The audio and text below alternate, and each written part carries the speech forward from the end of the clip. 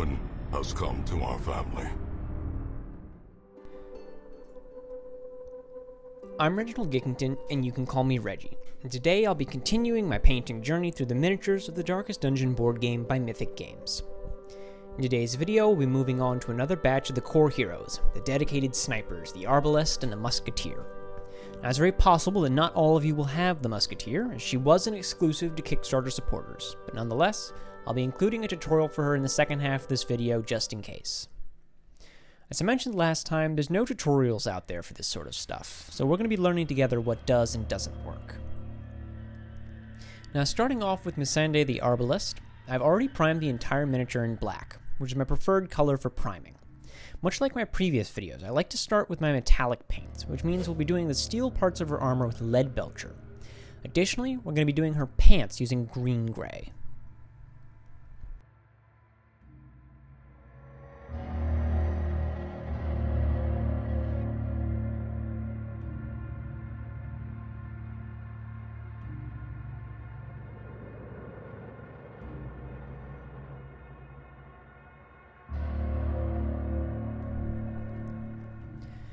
Now come the brown parts. First, we're applying Steel Legion Drab to her gloves and her quiver, then Scrag Brown to the wood of her crossbow and the band around the top of her quiver. And finally, we're going to be using Rhinox hide all over her face.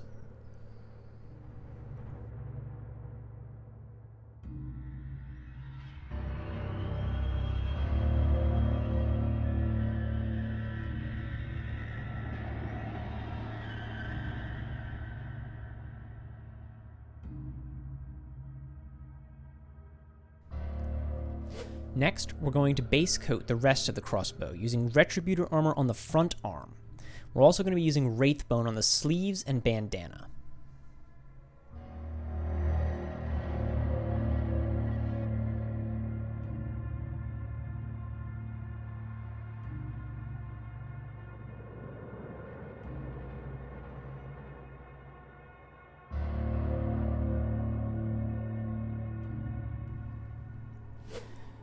And just like that, that's the base coats taken care of. Let's us move on to the washes.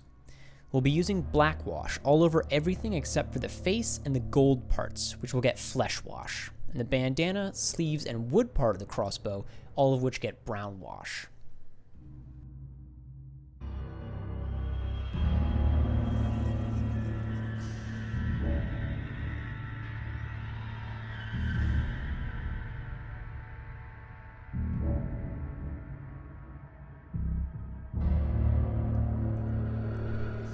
Our next step is to highlight some of her facial features. We're going to use white on her mouth, touching it up with Rhinox hide around to clean up the inevitable spillover. And we'll be using Wraithbone to brighten up a few spots on her bandana.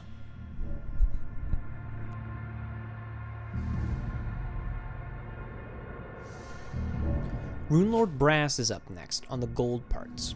You want to hit the big flat surfaces and avoid recesses or interior corners. For example, the holes in the neck guard are going to stay their original color, while the flat parts around it should get highlighted.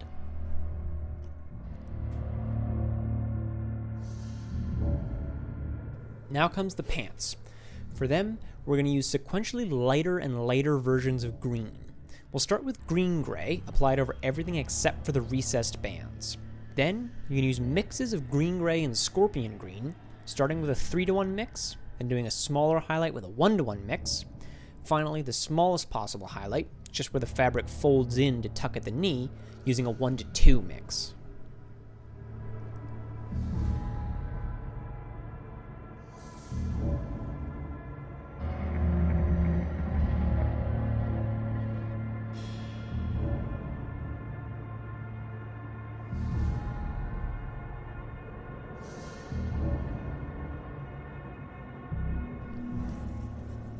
We've got a small detail, but one that's super important next. Stegodon Scale Green goes all over the feathers of the bolts in her quiver, followed by Thunderhawk Blue about halfway up the feathers, with the idea being that they get lighter as they reach their tips.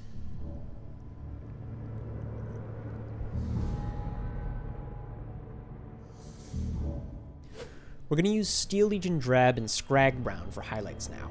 Steel Legion on her glove, and Scrag Brown on the crossbow strings. Then we're going to re-highlight the crossbow string, a bit smaller this time, using a 3-2 mix of Scrag Brown and Mephiston Red.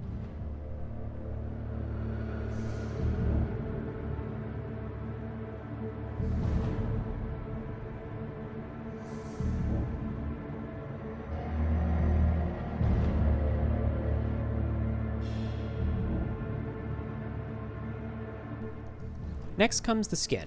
This one you might just have to play by ear a little bit, but it's essentially going to be a mixture of Rhinox hide and Steel Legion drab for general highlights, and then a mixture of Rhinox hide and a little Cadian flesh tone for the smaller highlights, like the cheekbones and right along the nose.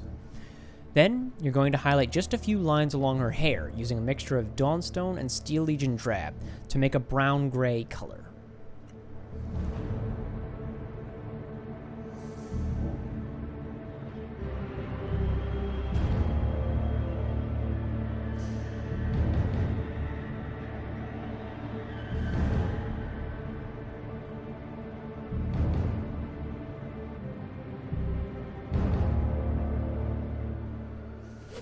And that rounds her out, with Black Templar shadows and the standard basic scheme.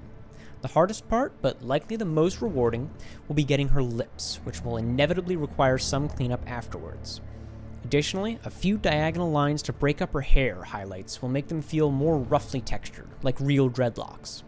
Lastly, because she wears so much armor, this is a great space to practice edge highlighting, since in this art style, nearly every metal surface should be receiving an edge highlight, if you can afford to.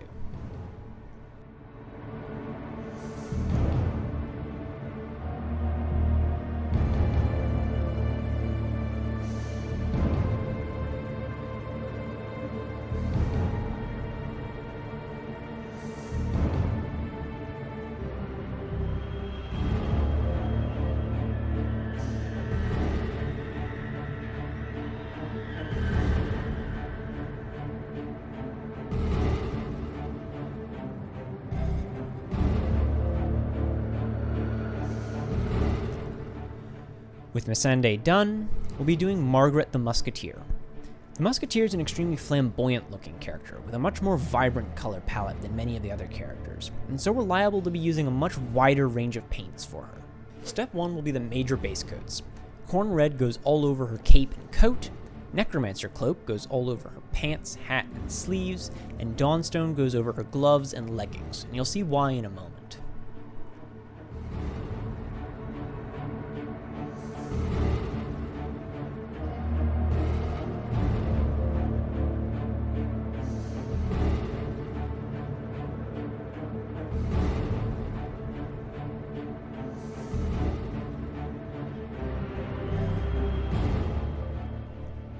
With so much of the miniature already done with those few first steps, we're going to do her head, giving her face Cadian flesh tone and her hair buff.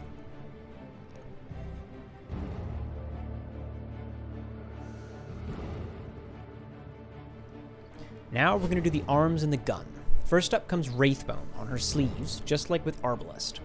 Then we're going to use Leadbelcher all over the gun, before going back and doing Scrag Brown on the wood parts of the gun. If you make any overspill mistakes here, just make sure you go back and touch them up before we hit the next step.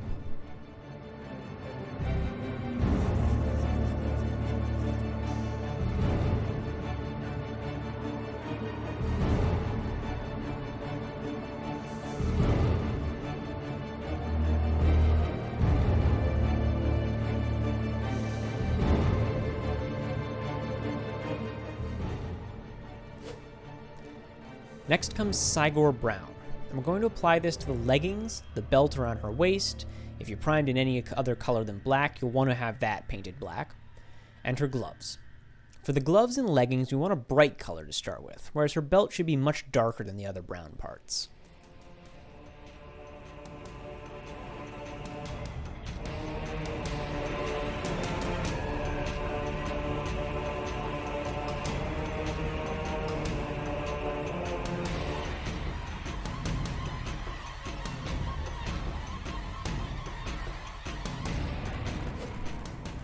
There are only 3 more details to work out before she gets washed. The first is the decorative trim on her jacket, for which we'll use a Retributor armor. Now I make a mistake here that I'm going to own up to. Her cape has the same trim modeled onto it, but in the in-game art, While that trim exists, it's red just like the rest of her cape. However, I didn't look at the reference art enough while painting, and so I assumed it was meant to be gold, just like the jackets. However, with hindsight, I still think this was for the best, since I think it gives the cape much more panache, and I prefer the final result. The techniques will not change much between the two different options, however, so you can choose which you prefer.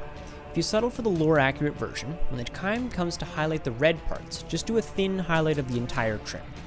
Either way, don't forget the trim on her gloves and the button on her hat.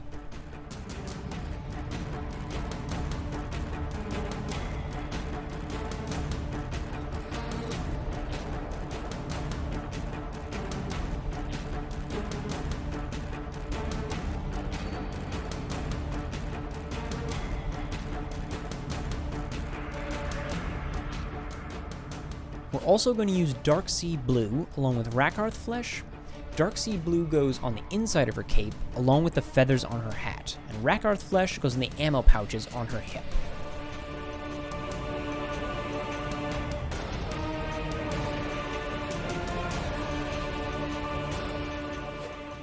Now we wash, and this will be black on everything except the face. That gets Flesh Wash.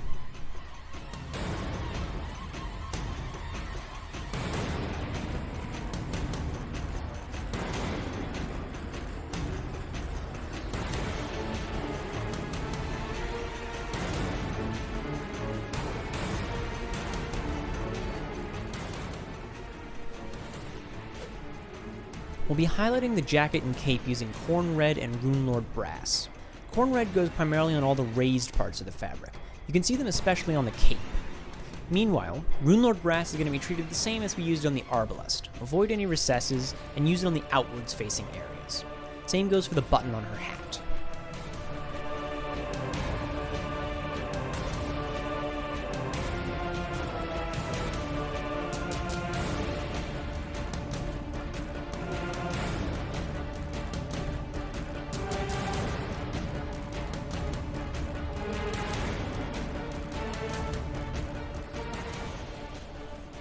The leggings and ammo pouches get highlighted next using Rhinox Hide and Rakarth Flesh.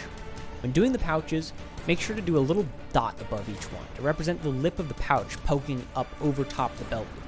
That detail should be modeled onto the miniature, so just skim the brush along the surface and it'll catch.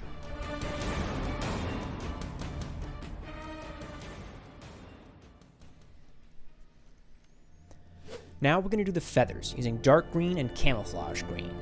For the inside of the cape, highlight in just dark green. For the feathers, the outside two are camouflage green while the middle one is dark.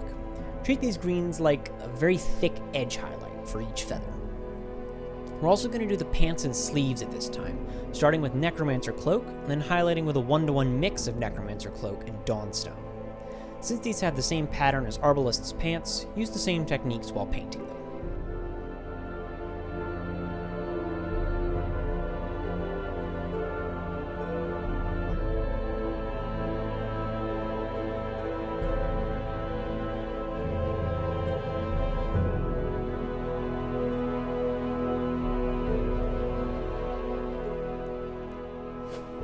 We'll be doing her face now, highlighting with Cadian Flesh Tone, and then just a small dot of Cadian Flesh Tone and Kislev Flesh at a 2-to-1 mix on her cheeks and nose, as well as the tips of her ears. For the hair, highlight with Buff, followed by smaller highlights of Wraithbone.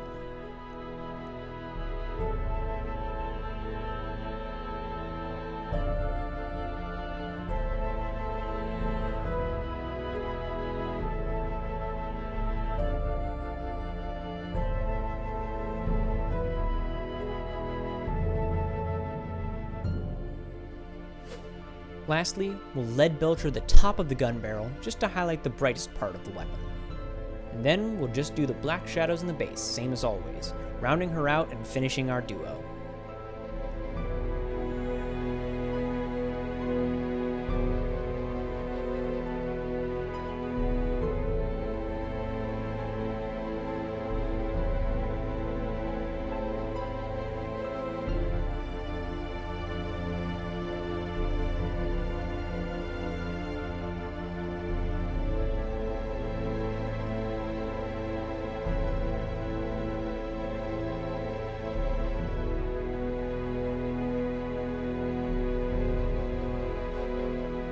With the Arbalest and the Musketeer done, we've completed the Snipers of Darkest Dungeon. Just like last time, take your time and don't sweat the procedure. If you ever mess up, nothing's stopping you from going back and painting over any happy accidents.